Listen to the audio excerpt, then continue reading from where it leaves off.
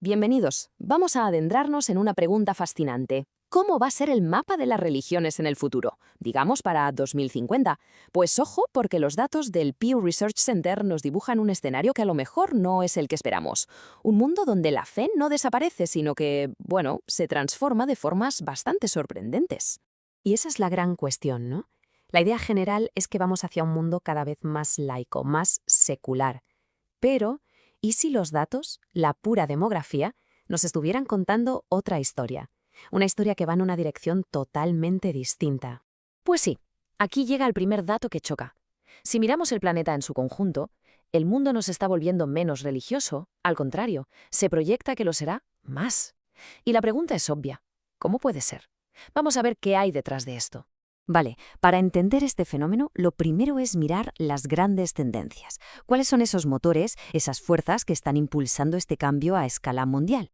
La clave de todo, pero de todo, es la demografía. Ojo, no estamos hablando de que la gente se convierta en masa de una religión a otra. No. Hablamos de algo mucho más profundo y con más inercia. ¿Cuántos hijos se tienen? ¿Qué tan joven es la población de cada grupo religioso? Y claro, los movimientos migratorios. Esos son los verdaderos motores del cambio. Y toda esta dinámica global tiene un foco muy claro, una especie de carrera de titanes entre las dos religiones más grandes del planeta. Vamos a ver cómo está cambiando el pulso entre estos dos gigantes. A ver, lo que tenemos aquí es literalmente un momento que podría ser histórico. La proyección para 2050 es que el número de cristianos y musulmanes en el mundo será prácticamente el mismo, un empate técnico, algo que no hemos visto en la historia moderna. La diferencia, como se ve, es mínima. ¿Y por qué pasa esto? ¿Por qué se acercan tanto las cifras? Pues por los ritmos de crecimiento, que son muy distintos. El cristianismo crece más o menos al mismo ritmo que la población mundial, pero el Islam, que tiene una población mucho más joven y tasas de natalidad más altas, se espera que crezca casi el doble de rápido. Ahí está la clave. Esta línea de tiempo lo resume todo a la perfección. Partimos de 2010, con una mayoría cristiana clara. Llegamos a 2050, a ese empate técnico que comentábamos. Y si la tendencia sigue así, el gran punto de inflexión, el momento en el que el Islam podría superar al cristianismo en número de fieles, podría llegar en torno a 2070. Pero esto no va solo de números globales, de quién es más grande. Dentro de las propias religiones están ocurriendo, auténticos terremotos demográficos. Vamos a fijarnos, por ejemplo, en el cristianismo. ¿Hacia dónde se está moviendo su centro de gravedad? Si hacemos una foto del cristianismo en 2010, lo que vemos es un reparto bastante equilibrado. Fijaos, Europa, América Latina y África subsahariana tenían, cada una, más o menos un 25% de los cristianos del mundo. Estaba muy repartido. Vale, ahora saltamos a la proyección de 2050 y, el cambio es brutal.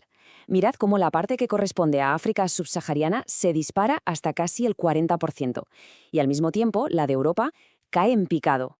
El corazón del cristianismo se está desplazando y muy claramente hacia el sur del planeta. Para que nos hagamos una idea de la magnitud, pasamos de que 1 de cada 4 cristianos viviera en África subsahariana a que lo hagan 4 de cada 10.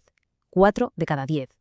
Es sin duda uno de los cambios demográficos y religiosos más importantes de nuestro tiempo, y todo viene impulsado por el crecimiento de la población en esa región.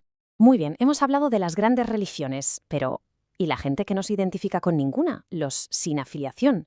Pues aquí la historia se pone muy interesante, porque nos encontramos con una paradoja tremenda. A ver si se entiende bien la paradoja. En sitios como Europa o Norteamérica, cada vez hay más gente sin afiliación religiosa. Eso lo vemos. Pero, si miramos el porcentaje global, está bajando.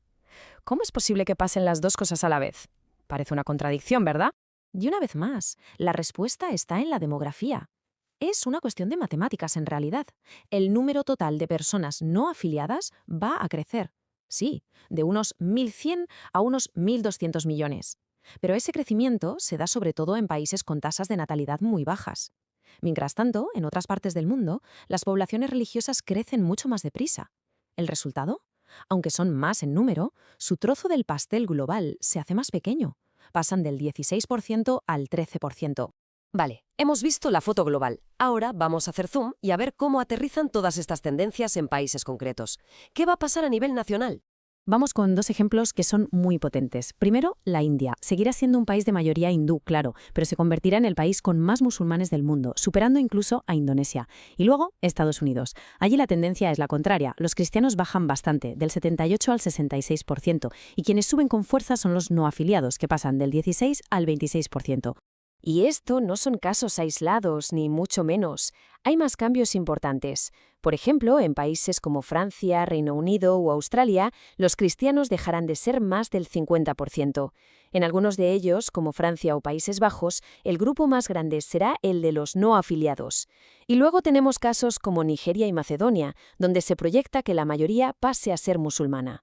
Pero cuidado, que la realidad siempre tiene más matices que un simple titular. Volvamos a Nigeria. Sí, se proyecta que tenga mayoría musulmana, pero a la vez, su población cristiana va a crecer tanto que será la tercera más grande del mundo, solo por detrás de Estados Unidos y Brasil. Esto nos recuerda que los países no van a ser monolíticos, sino cada vez más plurales. En definitiva, el mundo que nos dibujan estos datos no es un mundo sin fe, sino un mundo donde la fe se redistribuye, donde los equilibrios cambian y los centros geográficos se desplazan. Y esto nos deja con una pregunta final, una pregunta muy importante. ¿Qué significa todo esto para la cultura, para la política, para el entendimiento global en el siglo que vivimos? ¿Estamos preparados para este nuevo mapa de creencias?